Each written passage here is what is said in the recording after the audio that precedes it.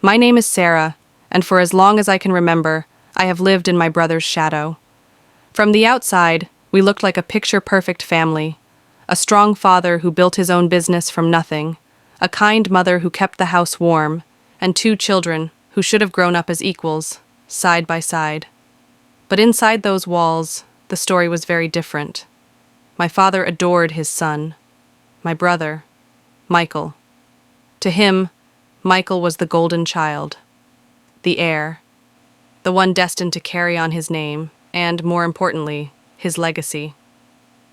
I was the younger one, the daughter, and though my father loved me in his way, I always felt like I was standing behind a closed door, peering into a room where I wasn't fully invited. Even as kids, the favoritism showed. When Michael brought home a report card with A's, my father would beam with pride, pat him on the back, and say, "That's my boy. One day you'll run the business better than I ever could." But when I brought home my own good grades, my father would smile politely and say, "That's nice, Sarah. You'll make a good wife one day." It stung every time, but I learned to swallow it, to pretend it didn't hurt, even though inside I wanted him to see me as more than just the quiet daughter. Michael, of course, thrived under the praise. He carried himself with an arrogance that grew with each passing year. He would tease me endlessly, his words like tiny daggers that left scars I couldn't show. "You know, Sarah," he would say with that smug grin of his, "Dad's house is going to be mine someday. And the business, too. You'll probably just get Mom's jewelry or maybe her recipe book." He laughed at his own cruelty, and though I tried to laugh it off too, the bitterness burned inside me. At the dinner table, Michael would sit tall, recounting his little victories, a soccer goal, a test he barely studied for but still aced, while my father listened with rapt attention. When I tried to share something of my own, maybe a story from school, or an achievement I was proud of, the room would go quiet for a moment before Michael interrupted, steering the attention back to himself. My father never noticed. Or maybe he did, and he just didn't care. Our mother tried to balance things, to remind my father that I had my own strengths, my own talents. But her voice was gentle, and in a house ruled by my father's booming authority and Michael's growing arrogance, gentle voices were often drowned out. I remember one summer afternoon, sitting on the porch steps with Michael as we watched our father inspect the garden. Michael leaned closer and whispered, "You should get used to this view, Sarah. One day you'll be visiting my house. Maybe I'll let you stay in the guest room." He was 12, I was 10, and even then, he believed it. Truly believed that everything belonged to him, that I was a visitor in my own home. The worst part was that my father didn't correct him. He didn't tell him that the house and business weren't just his. Instead, he chuckled softly, as though Michael's arrogance was simply ambition, something to be proud of. And me? I sat there quietly, staring at the fading paint on the porch railing, promising myself that one day I would prove them both wrong. But deep down, a seed of doubt was planted. What if Michael was right? What if my place in this family was never meant to be more than an afterthought? As I grew older, the weight of those doubts grew too. And though I tried to ignore them, to focus on school, on friendships, on anything that made me feel valued, Michael never let me forget my supposed place. At family gatherings, when uncles and aunts asked about the future, Michael would speak confidently about taking over the family business. And if anyone turned to me and asked, "What about you, Sarah?" Michael would jump in with a smirk. "She won't need to worry about anything. I'll take care of her." It wasn't kindness, it was ownership. And every time he said it, I felt a piece of myself shrink smaller and smaller. Back then, I didn't know how much those words would come to haunt me. I didn't realize that the promises Michael made about inheriting everything weren't just the arrogant boasts of a teenage boy. They were the prophecy he believed in with all his heart. A prophecy that would define our family, our relationships, and ultimately tear us apart. And though I stayed silent for years, watching from the sidelines, the day would come when that silence would shatter. Because nothing stays hidden forever. Not arrogance, not favoritism, not even the truth locked inside a father's will. As the years went by, the gap between me and my brother only grew wider. Michael wore my father's approval like a crown, and he walked through life as if the throne was already his. For me, every step felt like walking uphill, dragging the weight of invisibility behind me. High school should have been a fresh start, a chance to define myself outside of my family's walls. But even there, Michael's shadow followed me. He was 2 years older, already known as the star athlete, the charismatic son of the respected businessman. Teachers loved him, classmates admired him, and my father reminded me daily that Michael was destined for greatness. At dinner, our father's conversations always circled back to the same topic: the business. He'd talk about future plans, new contracts, potential expansions. And Michael would listen intently, asking questions, nodding in all the right places, like a prince being tutored for his future reign. I'd sit there quietly, stabbing at my food, invisible. If I dared to ask a question, my father's answer was always the same. "That's not something you need to worry about, Sarah." "Let your brother handle it," Michael reveled in it. He would smirk at me across the table, as if to say, "See, even Dad knows you're irrelevant." But I wasn't irrelevant. At least, I refused to believe I was. So I threw myself into my studies. I earned good grades, joined clubs, even won a scholarship that our school presented in front of the whole town. For one brief moment, as I stood on that stage with my certificate in hand, I felt like maybe, just maybe, my father would finally look at me with pride. But when I came home that night, still glowing from the ceremony, my father barely looked up from his newspaper. "That's nice, Sarah," he said. "Sarah, but don't let it distract you. Michael's going to need help learning the ropes at the business this summer." It felt like a punch to the gut. My achievement was invisible, swallowed whole by Michael's destiny. Michael, of course, didn't miss the chance to twist the knife. He clapped me on the shoulder, grinning. "Congrats, sis. Maybe you can frame that certificate and hang it in your little apartment someday. Meanwhile, I'll be hanging Dad's portrait in the office." His words stung, but worse than that, they stuck. Even then, he spoke as if the business was already his, as if my father's house was already deeded to him. And everyone let him speak that way. No one corrected him. Not even my father. When I left for college, I thought I'd finally be free. Away from Michael, away from my father's favoritism, I could build my own identity. And for a while, it worked. I studied hard, found friends who saw me for who I was, not who I wasn't. But every holiday, every trip back home was a harsh reminder that nothing had changed. Michael would greet me with a smirk and a glass of scotch, pretending to toast. "Welcome back, Sarah. Don't worry, I've been keeping your seat warm. Though, let's be honest, this will always be my table." The house itself seemed to echo his words. Every corner of it carried his presence. Framed photos of him at football games, awards lining the shelves, his voice booming from the living room as he talked business with Dad. My own milestones, diplomas, awards, even simple family photos, were tucked away, forgotten, as if my existence was an afterthought.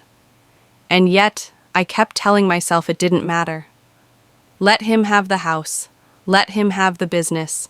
I'd carve my own path, away from the family empire he guarded so fiercely. But Michael never let me forget. He reminded me constantly, almost gleefully, that I would be left with nothing. "Dad knows where the future lies," he'd say with that same smug grin. "You'll be fine, Sarah. Maybe you'll marry someone rich, or maybe you'll just have to get used to being second best, second best." The words sank into me like poison. Still, part of me hoped, desperately, that when the time came, our father would see both of us, not just Michael. That maybe the years of being dismissed and mocked would finally balance out. That justice, in some form, would be mine. I didn't know then how naive that hope was. I didn't know how deep Michael's arrogance ran, or how far my father was willing to let it go. Because in our family, favoritism wasn't just unfair, it was a legacy. One that would come to define the battle for everything my father had built. And little did I know, the storm was already gathering. By the time I was in my late 20s, the first signs of my father's frailty began to show. It was subtle at first, A cough that lingered too long, a stiffness in his movements, an exhaustion he tried to hide behind his usual stern exterior. But I noticed. I always noticed. My father had been a towering figure my whole life, both physically and emotionally, and watching that armor chip away unsettled me more than I cared to admit. Michael, on the other hand, seemed to see it as a countdown clock. Every sign of our father's aging wasn't a concern to him. It was a reminder that the future he had been promised was fast approaching. He'd drop little comments during dinners, said half-jokingly, but with a razor edge. "Don't worry, Dad.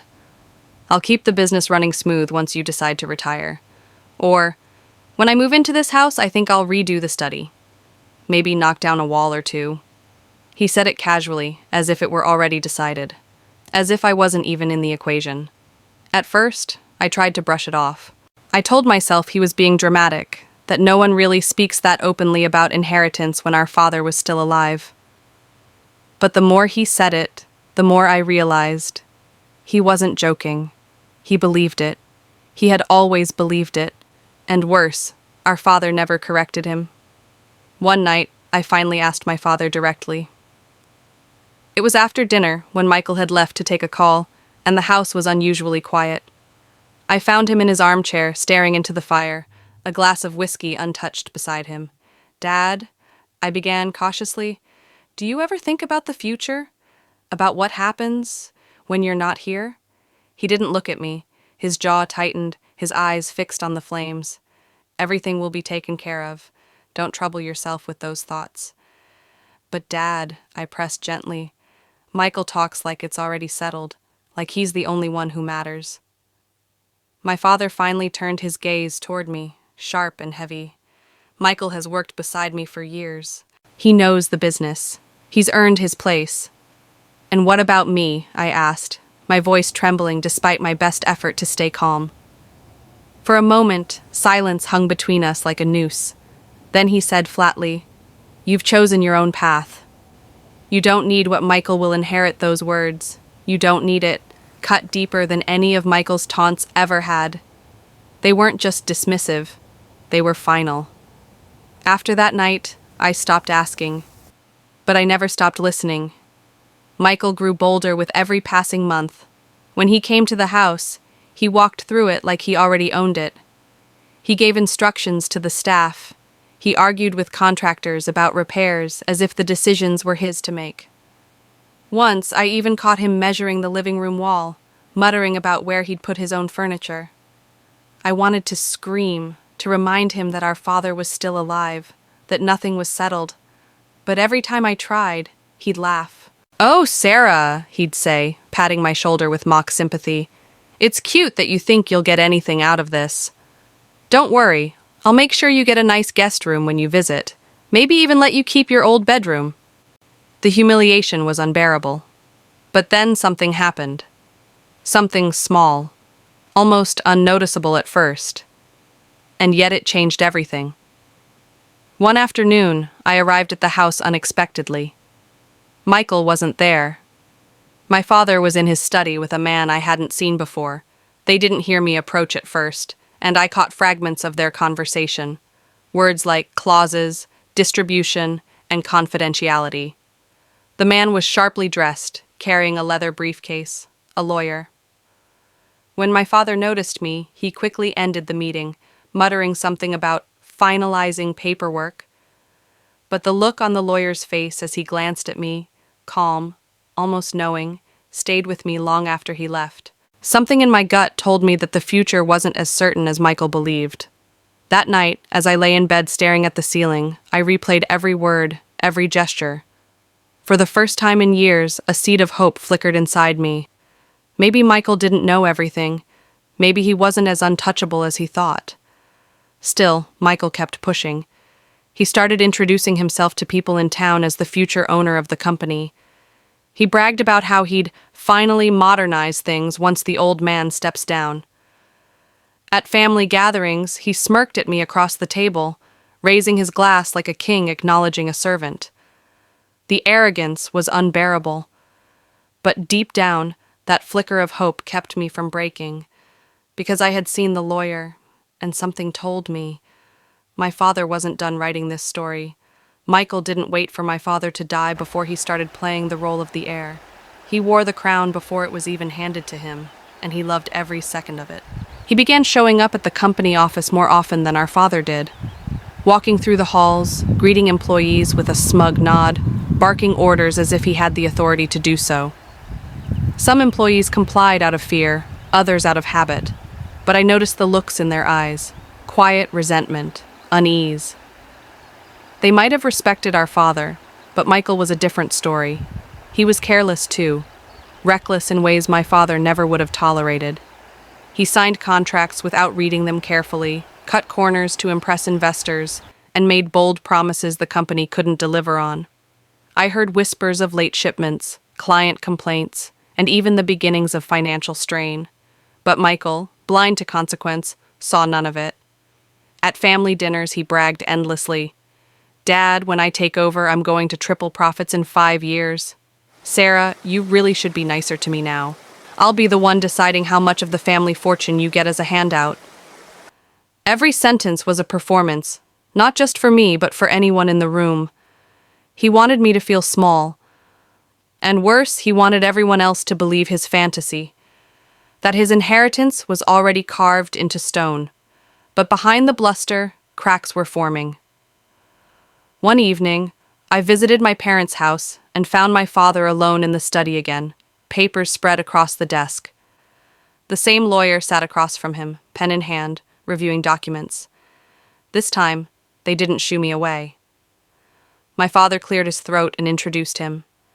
"Sarah, this is Mr. Thompson. He's been helping me with arrangements." Arrangements.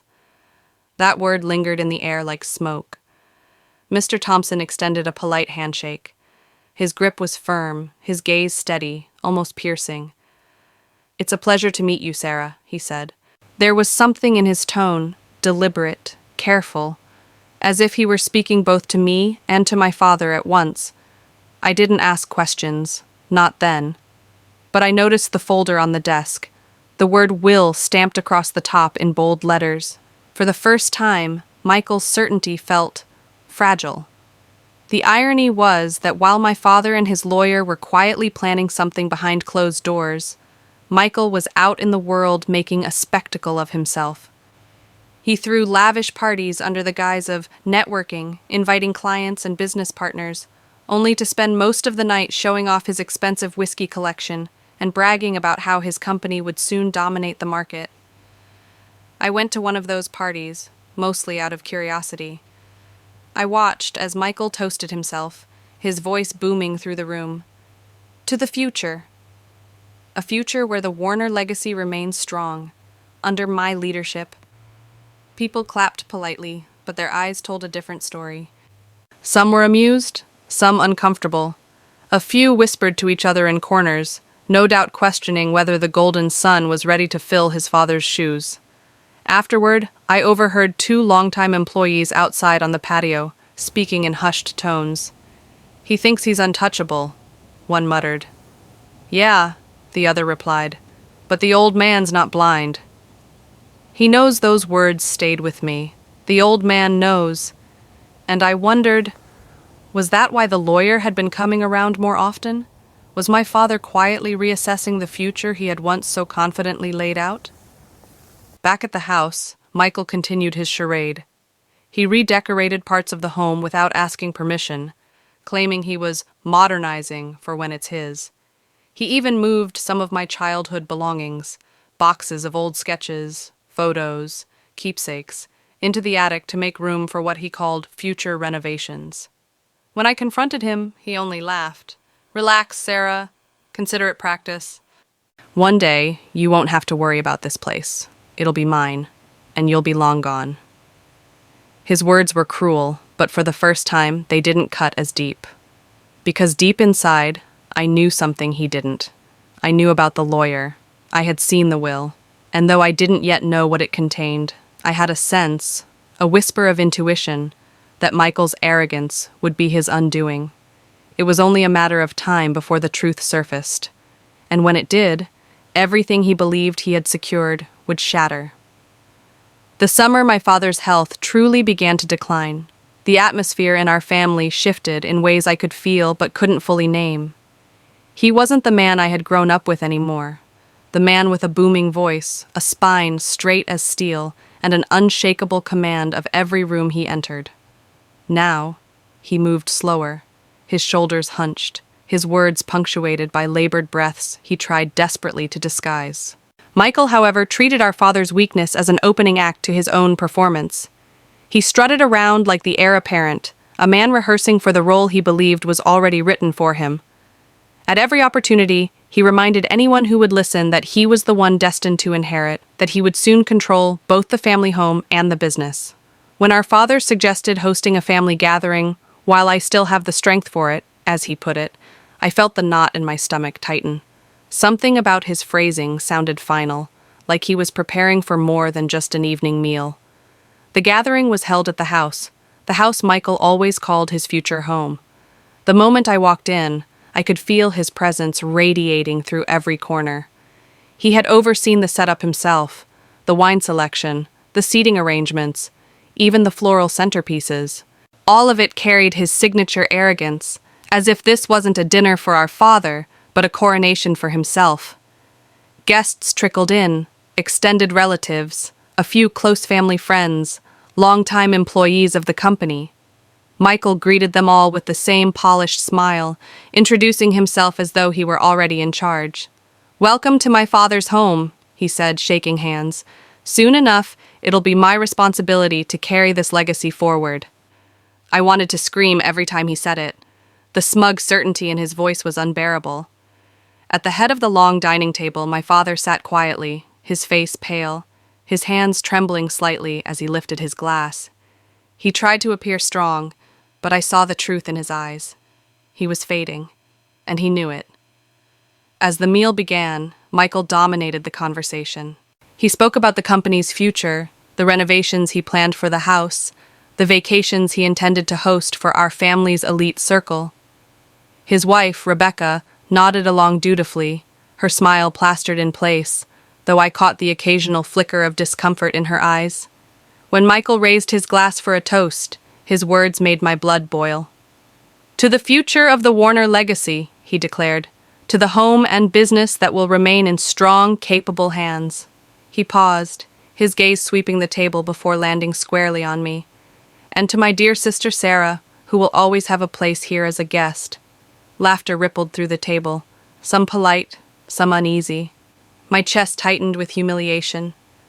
A guest. In the house where I had grown up. I wanted to vanish, but then I noticed him. Mr. Thompson, the lawyer, sitting quietly a few seats away from my father. He hadn't spoken much all evening, hadn't tried to insert himself into Michael's monologue. But when Michael made that cruel remark, I caught the faintest glimmer of a smile at the corner of his mouth. Not amusement, but something else. A knowing smile, a secret. It was fleeting, but it steadied me. The night dragged on with Michael's endless boasts. He told anyone who would listen that he'd already been talking with contractors about modernizing the office, that he was preparing to step in once the inevitable happened. He was drunk on his own delusions, his words louder and bolder with every glass of wine. When dessert was finally served, I slipped away from the table, seeking refuge in the quiet of the study. I needed air, space, anything to escape the suffocating weight of Michael's arrogance. That's when Mr. Thompson found me. "Sarah," he said softly, closing the door behind him. His voice carried none of Michael's bravado, only calm reassurance. I turned, startled. I'm sorry. I just needed a break from all of that." He nodded knowingly. "Understandable. Your brother certainly likes to hear himself speak." I almost laughed, but the tension in my chest wouldn't let me.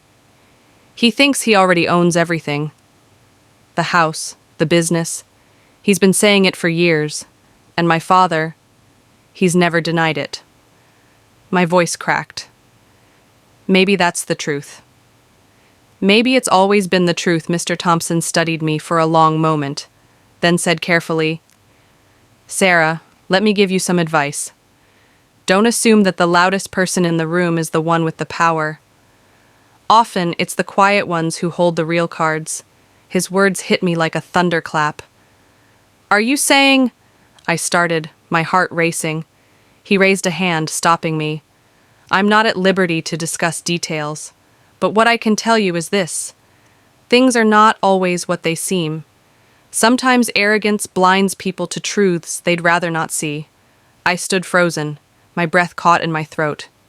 Be patient, Sarah, he said gently, his eyes locking on mine. All will be revealed in time. And with that, he left the study, leaving me alone with my thoughts spinning in every direction. For the first time in years, I didn't feel powerless.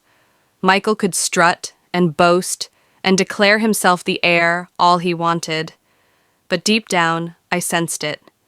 Something was coming, something bigger than his arrogance. And when it arrived, it would change everything. It happened sooner than any of us were ready for, though Michael had been preparing for it his entire life. My father's health, which had been deteriorating quietly for months, took a sudden and irreversible turn. One morning, I got the call I had dreaded and anticipated in equal measure. My father had collapsed in his study. By the time I rushed to the hospital, he was already gone. The man who had built an empire with his bare hands, who had commanded respect through sheer force of will, had slipped silently out of the world, leaving behind a family teetering on the edge of collapse. Michael was already there when I arrived. He wasn't crying, he wasn't even solemn. He was pacing the hallway outside the hospital room, his phone in his hand, his voice low but urgent. Yes, it's done. Start preparing the papers. I'll be taking over operations immediately. No, don't worry about my sister. She's not part of this. I froze, watching him. He hadn't even waited an hour before declaring himself the new king. When he finally noticed me, his expression was smug, as if he'd been waiting for this moment his entire life. Sarah, he said, clapping me on the shoulder like a benevolent victor. Don't worry. I'll take care of everything. The business, the house, all of it. You just focus on whatever it is you do. I wanted to scream at him, to claw that arrogance off his face, but grief pressed down on me too heavily. I couldn't fight him then. Not yet. The funeral was held a week later, and the turnout was massive. My father had been a respected figure in the community, and people came from every corner of his life to pay their respects. But even there, Michael managed to turn it into a stage. He stood tall at the graveside, shaking hands, giving speeches, promising everyone that the Warner legacy would remain strong under his guidance. And people believed him, or at least, they pretended to. They always had.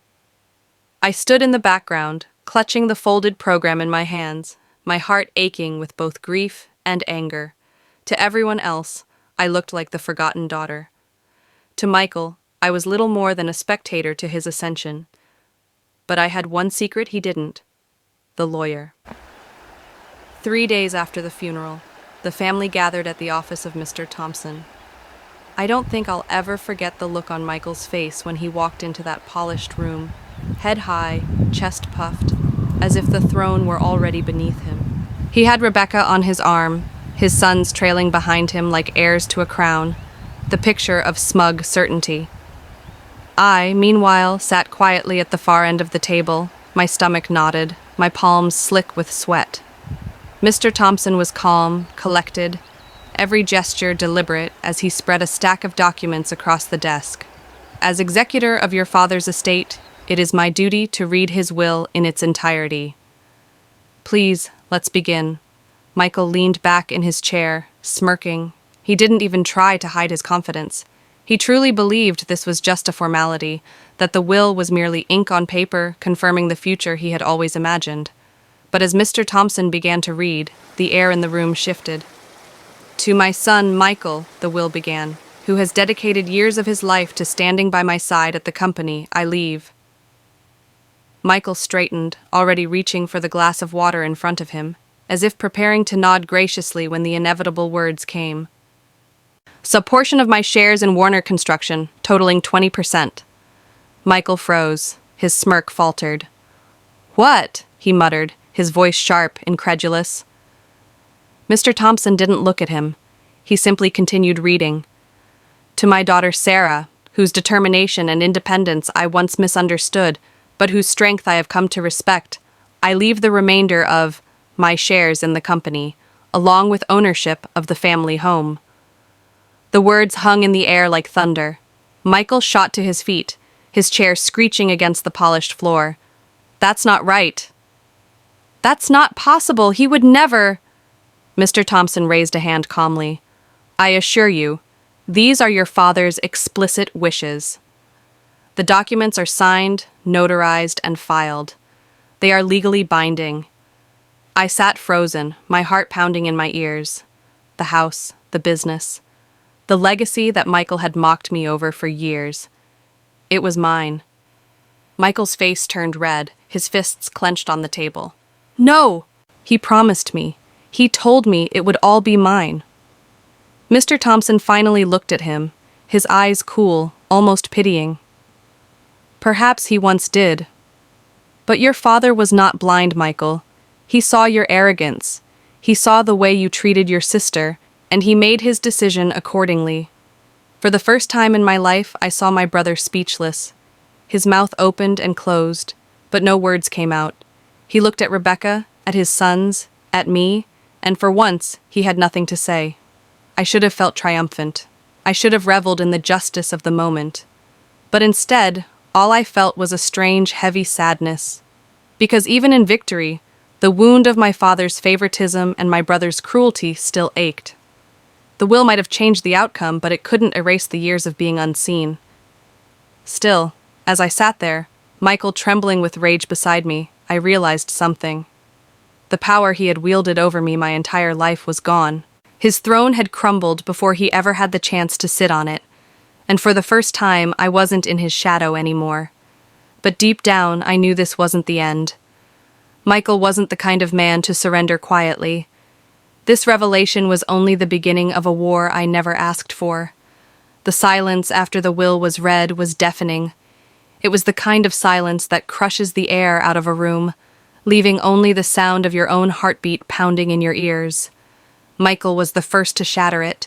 He slammed his fist on the table so hard that the glasses rattled and Rebecca flinched.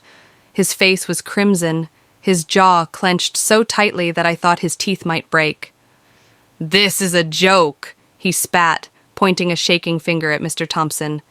"You forged this. You manipulated him. My father would never, never leave everything to her." Mr. Thompson remained as calm as stone. "I understand this is difficult to process, Mr. Warner, but your father's wishes were clear. The documents are legitimate and legally binding. If you'd like, you're free to contest the will in court. But I must warn you, it is airtight. Your father was very thorough." Michael's eyes narrowed. "Thorough or coerced?" He turned toward me, his fury blazing like fire. "What did you do, Sarah?" "How did you trick him? You've been bitter your whole life, jealous of me. Did you whisper in his ear when he was weak? Did you use his illness against him?" I wanted to fire back, to scream that I had done nothing but endure his cruelty for years, but my voice trembled as I spoke. "I didn't manipulate anyone, Michael. Dad made his choice. Maybe you should ask yourself why." The words landed like daggers. His face twisted with rage, and for a moment I thought he might leap across the table. Rebecca placed a trembling hand on his arm, whispering his name, but he shrugged her off violently. "My father promised me everything," he growled. "The house, the business, the legacy. And you—" he jabbed his finger toward me. "You were supposed to get scraps. That's how it was always meant to be." Mr. Thompson's voice was steady, firm. "Mr. Warner, with all due respect, your father adjusted his will precisely because he saw this behavior in you. He wanted his daughter to be protected from your arrogance." Michael let out a bitter laugh, the sound sharp and ugly. "Arrogance? I carried that company on my back for years. I was his right hand. And she?" He sneered at me. "She was off doodling in her notebooks, chasing useless dreams. She doesn't deserve any of this." His words hit like they always had, but this time, they didn't pierce as deeply. Maybe because, for the first time, I knew he was wrong. Legally, morally, finally. Rebecca spoke then, her voice trembling but clear. Michael, stop. This isn't helping. We need to think rationally. Rationally? He snapped at her. My entire life has just been stolen out from under me. Don't you get it? This was mine. All of it. Mine. I had never seen him unravel like this. The golden boy who had always stood tall, always smug, always untouchable. Now reduced to a man clawing at the air, desperate to hold on to a dream that had just slipped through his fingers. And yet, as much as I wanted to feel vindicated, I felt a pang of fear. Because I knew my brother. Michael wasn't the type to lick his wounds and walk away. He was the type to fight, to scheme, to burn everything down if he couldn't have it. The days after the will reading were chaos. Michael stormed into the office, demanding answers, slamming doors, shouting at longtime employees who suddenly no longer recognized his authority. He tried to barge into the family home, claiming he had unfinished business there, until Mr. Thompson reminded him that legally it was now mine. He tried everything. First, he threatened legal action, vowing to contest the will. But every lawyer he consulted told him the same thing. It was ironclad. My father had been of sound mind, had followed every legal procedure to the letter, and had even included witness testimony to confirm his intentions. Then he tried guilt. Late-night calls, his voice dripping with venom disguised as sorrow. Do you really think you earned this, Sarah? Do you really think Dad respected you more than me? You know it's a lie. You know deep down I'm the rightful heir. When guilt didn't work, he turned to threats. You can't run that business. You'll ruin it within months. The board will never take you seriously. And when it collapses, everyone will know you were nothing but a mistake. I'd hang up the phone, my hands shaking, my chest tight. But each time I reminded myself, this wasn't about me proving him wrong. It was about protecting what my father had chosen to give me. But Michael wasn't just hurting me. He was destroying himself. Rebecca grew distant, her patience thinning with every outburst. Their sons watched their father unravel, confusion and fear in their eyes. At family dinners, the once proud golden boy was now a storm cloud no one wanted to be near. And still, he didn't stop. One evening, I returned to the house, my house, and found him standing in the driveway, his car idling behind him.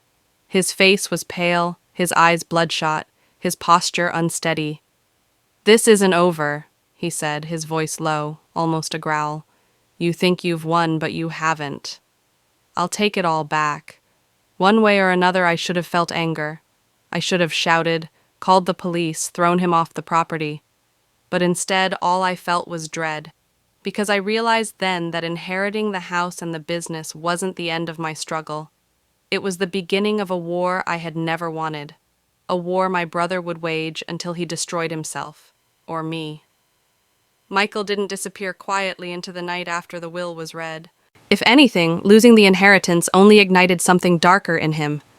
It was as though the man who had always been the golden child, the favored son, the heir apparent, couldn't accept living in a world where he wasn't at the center of it all. And so, he declared war. At first, it was subtle. Whispers in the community. He'd tell anyone who would listen that I had manipulated our father in his final days, that I'd taken advantage of a sick old man to rewrite the will. At the grocery store, at church, even at the company office, people would glance at me sideways, as though wondering if his words were true, but I didn't flinch. I knew what he was doing, trying to poison the ground beneath my feet, and for a while, it worked. I felt isolated, alone, like the walls were closing in. Then, the sabotage began.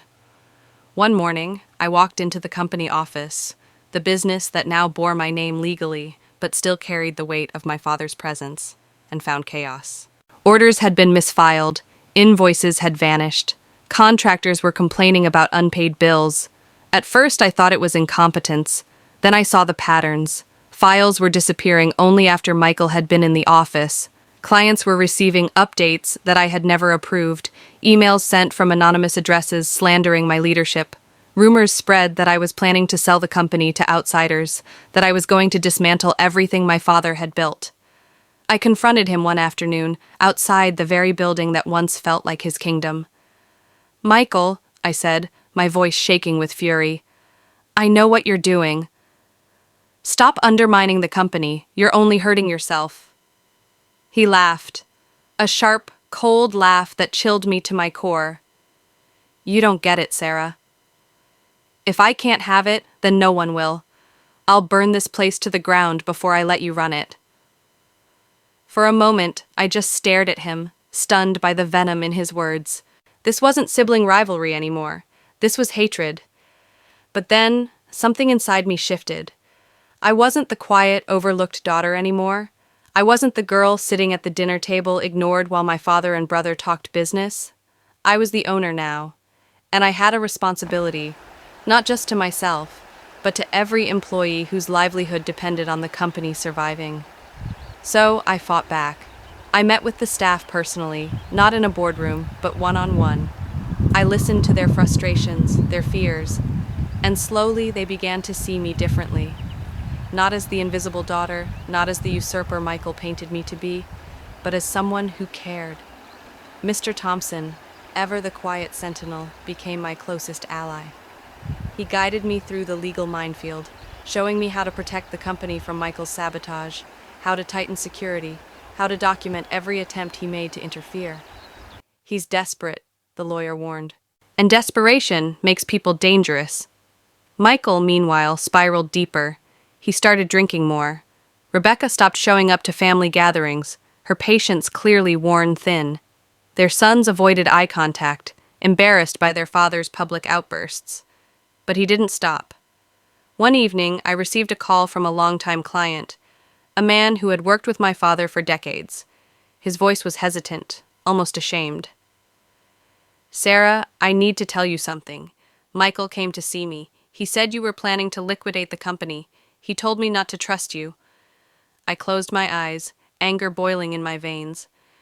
And did you believe him? The man sighed. I knew your father. I know what kind of man he was. And I think he saw something in you that Michael will never understand. I believe in you, Sarah. Don't let him tear down what your father built. For the first time in weeks, I felt hope. Michael might have poisoned some people against me, but others, the ones who mattered, could see the truth. The turning point came when I discovered a set of financial documents hidden in Michael's office drawer at the company. He had been siphoning money from accounts, creating fake invoices, and funneling funds into side projects meant to collapse under my watch. It was the smoking gun. When I confronted him with the evidence, his mask cracked. He didn't deny it. He didn't even flinch.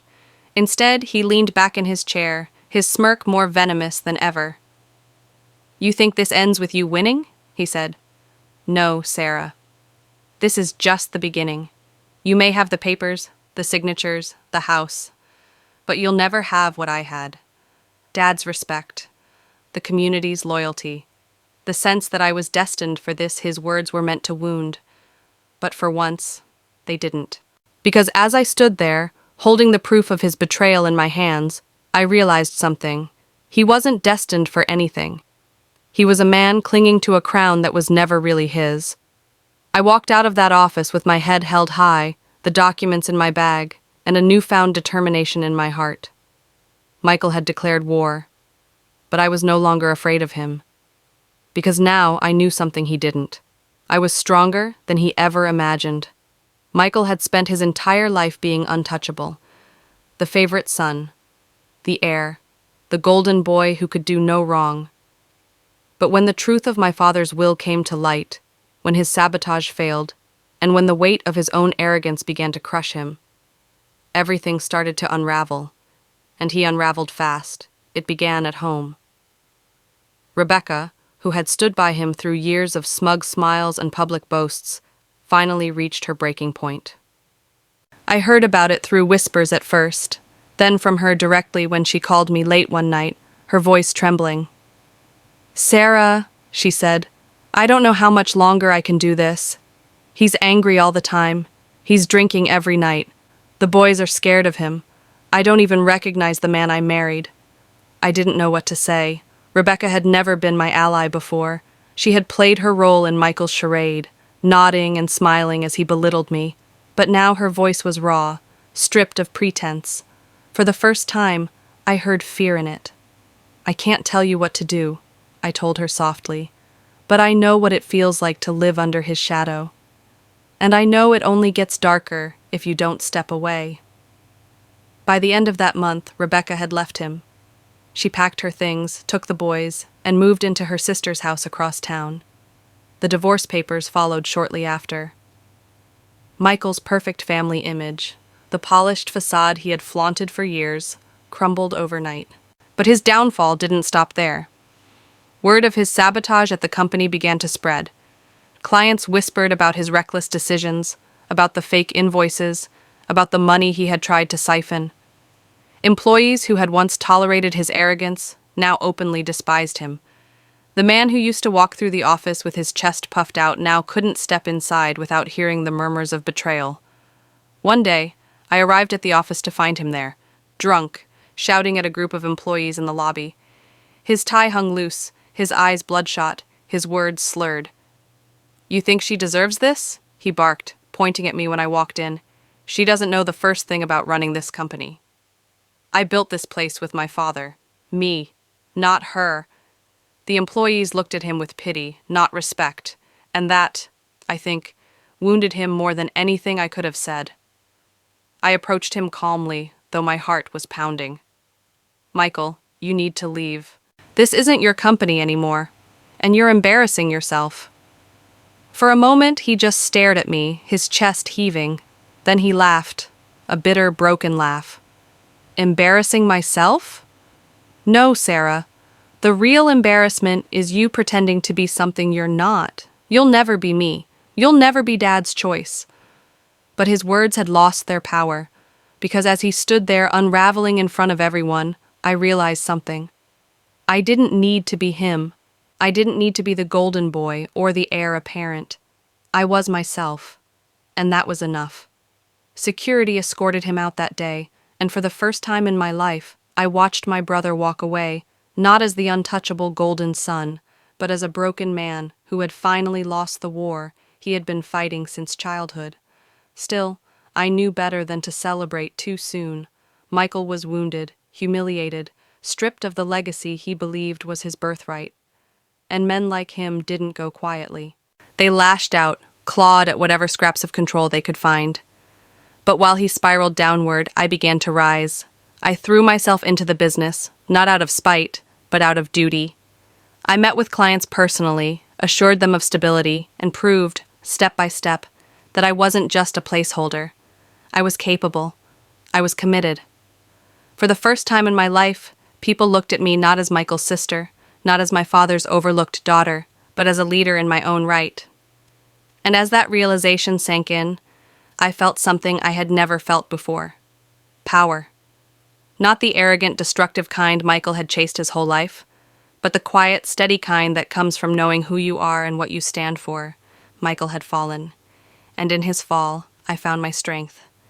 But deep down, I knew this wasn't the final chapter, because as much as he had lost, as much as the world had turned against him, my brother still had one weapon left, his hatred. And hatred, when it festers, can be more dangerous than any inheritance. For weeks after his public humiliation, Michael disappeared. No drunken rants outside the office, no late-night calls filled with venom, no rumors spreading through town. It was as though he had vanished from the earth. But silence has a way of feeling dangerous. It wasn't peace, it was the quiet before a storm, and I knew in my gut that my brother wasn't done. Men like Michael never just fade away. It happened on a rainy Thursday evening.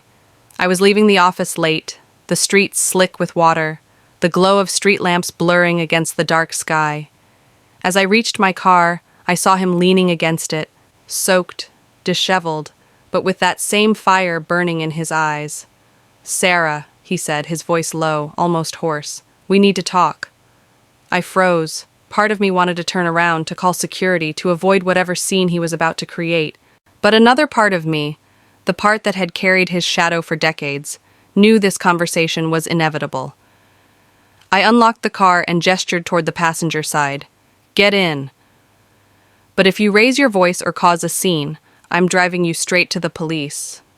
He smirked faintly, a ghost of his old arrogance, and slid into the seat. For a while, neither of us spoke. The rain tapped against the windshield, filling the silence between us. Finally, he broke it. "Do you know what it's like?" he said, staring straight ahead. "To spend your entire life being told you're the chosen one? To grow up believing the crown was already on your head? And then, at the very end, to have it ripped away?" His voice cracked on the last words. "Yes," I said quietly. "I know what it's like to live in someone else's shadow.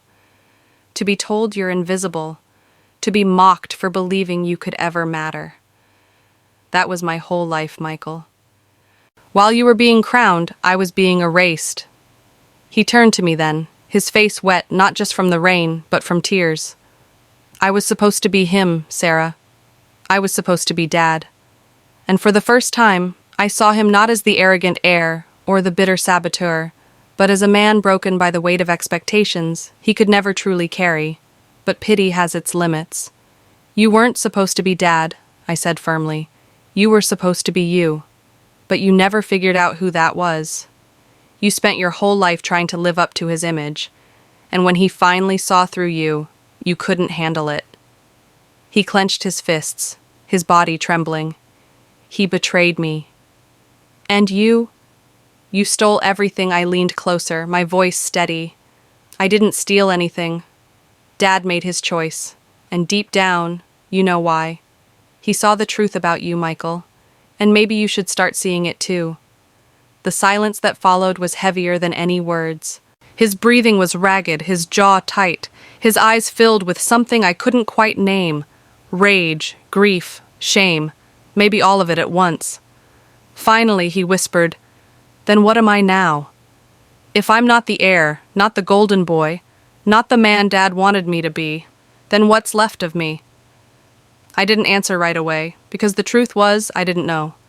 Michael had lived his entire life in a role that no longer existed. And now, stripped of it, he was lost. "You're my brother," I said softly at last. "That's what's left. But only if you want to be." For a long moment, he just stared at me. Then, without another word, he opened the car door and stepped out into the rain. He didn't look back. That night, I cried harder than I had in years. Not out of fear or anger, but out of grief for the brother I had lost long before the will was ever read. In the weeks that followed, I heard bits and pieces of his decline. He moved into a small apartment across town. He picked up odd jobs, but nothing lasted. Rebecca finalized the divorce, and the boys stopped seeing him regularly. He became a shadow of himself, the man who once walked through the world like a king, now just another face in the crowd. And me? I kept moving forward. The business grew under my care, not because I was ruthless like Michael or forceful like my father, but because I listened, because I cared, because I led with the very qualities they had once mocked me for: compassion, patience, and quiet strength. The house, my house now, no longer felt like a monument to my father's favoritism or my brother's arrogance. It felt like mine. Every room, every corner, held my story now, not theirs. And one evening, as I stood in the study, the room where my father had once loomed like a king, where Michael had once declared himself the heir, I felt a strange peace wash over me. For the first time in my life, I wasn't invisible. I wasn't second best. I was enough. But I also knew this. Inheritance isn't just about houses or businesses or money. It's about breaking cycles, about choosing to live differently than the generations before you. My father had left me his legacy, but I would leave a different one for those who came after, one not built on arrogance or favoritism, but on love, fairness, and strength. Michael's story had ended in bitterness. Mine was just beginning. And as I closed the door to that study, I knew one thing for certain. The crown he had spent his whole life chasing had never belonged to him. It belonged to me.